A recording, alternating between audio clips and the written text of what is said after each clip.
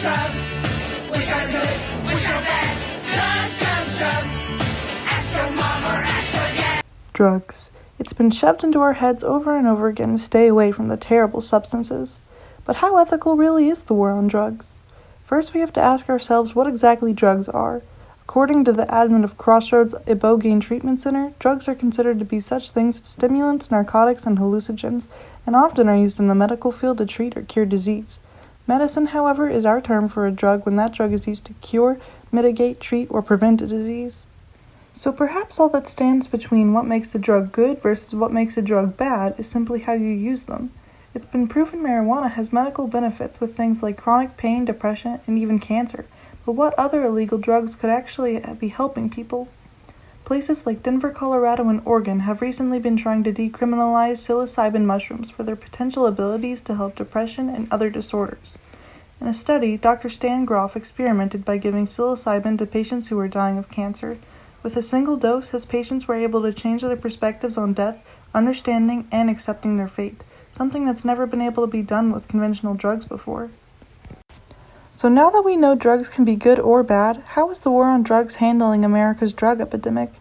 Well, despite drugs like prescription opioids being one of the highest rated drugs for overdoses stated by the CDC, the DEA still claims drugs like marijuana and psilocybin as Tier 1. Why, you may ask, is this scheduling of drugs tier list so backwards? Well, all that falls back to when the war on drugs was initially started by President Nixon. We now know from his aide, who later confessed this chilling quote, why Nixon did what he did. Errol Richmond states, the Nixon campaign in 1968 and the Nixon White House after that had two enemies, the anti-war left and the black people. You understand what I'm saying. We knew we couldn't make it illegal to be either against the war or black, but by getting the public to associate the hippies with marijuana and blacks with heroin, and then criminalizing both heavily, we could disrupt those communities. We could arrest their leaders, raid their homes, break up their meetings, and vilify them night after night on the evening news.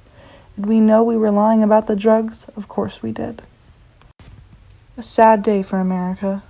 Today, the amount of Americans in jail has risen by 350%, and over 60% of those people being either black or Latino.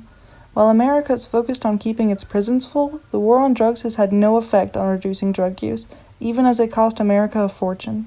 Because people have got to know whether or not their president is a crook. Well, I'm not a crook. I've earned everything I've got. There may be hope yet, though. Dozens of U.S. states have already passed laws to either take steps toward decriminalizing drugs or to increase access to the overdose antidote Naxalon. And while America may be a few steps behind, other countries all over the world have started decriminalizing drugs and allowing more open drug laws. Portugal, for example, just recently decriminalized all drugs and provided mandatory drug treatment for addicted users. Since that time, Portugal's drug-induced death rate has plummeted to a level that is 5 times lower than the European Union average, with a drop in drug use across the board as well. When people can receive help for their addictions rather than getting thrown in jail for it, maybe we can actually start to make a change in the epidemic. No more racist tactics from the 70s. The world is taking in information more than ever now, and the war on drugs is coming to an end, for the better of humanity.